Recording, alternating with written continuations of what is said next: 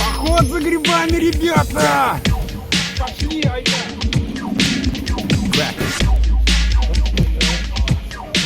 Let's go.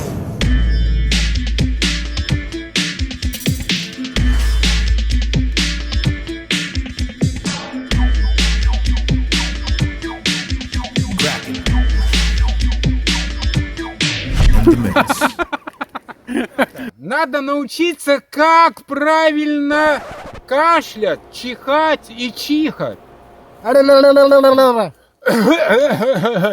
Но на самом деле большинство людей на планете не знает вообще этику и культуру чихания и кашляния, в сторону.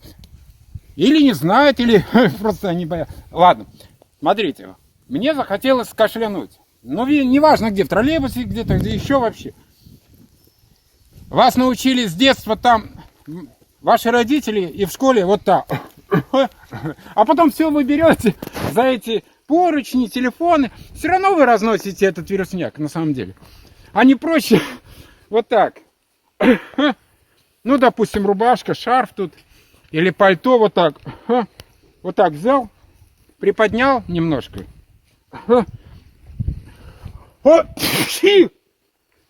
Ничего не проходит.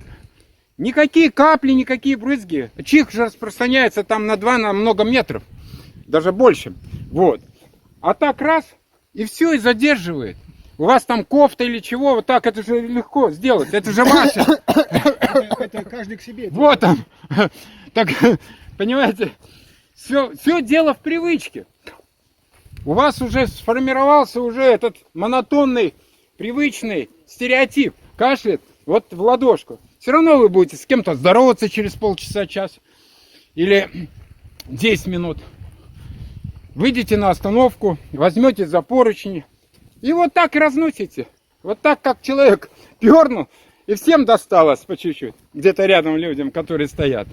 Или чисто случайно нафунял, и все равно всем досталось. Вот так же распространяется, если хотите, капли с вашего рта на других. Вот и все. Так вы передаете о себе свое состояние. Ну, а лучше взять...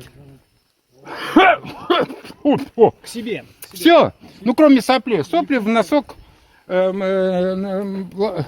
носовой платок там или чего-то, салфеточку, которая есть. Все. Вот так-то. Так что учитесь грамотно, культурно, в общественных местах кашлять и чихать, ребята. Так что поймите, это очень-очень выгодно для вас, и другие не будут о вас... И другие не будут о вас думать ничего такого крамольного, что такой человек, и все, он же... Ему неудобно, ему неправильно, не хочет так сказать, оскорблять, и все. Конфликтную ситуацию создавать в общественном месте на каких-то мелких неряшливостях другого человека, который рядом. Или случайно прошедший. Понимаете? Вот. Петрович лишнего не скажет.